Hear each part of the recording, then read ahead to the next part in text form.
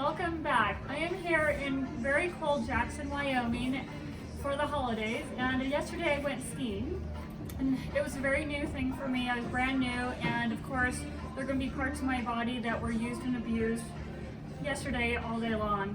And so one of the things people ask me is how to recover quickly after doing some event that you've never done before, some athletic event. So here's a strategy that I use. You want to be in very comfortable clothes because you're going to squat down.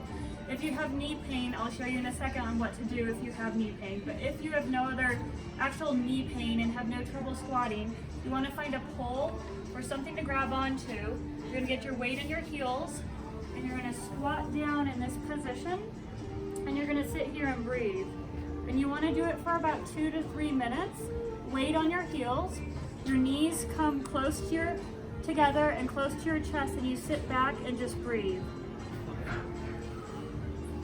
And you're kind of letting your butt sink down towards the floor. And then after a few minutes, you can push up and come to a stand, and it helps you relax your whole body and get back into neutral. Now if you have knee pain and you can't go down that far, you can grab a pole and you can go back like this, where you have weight on your heels and you're sitting back like this, and you can experiment with it too.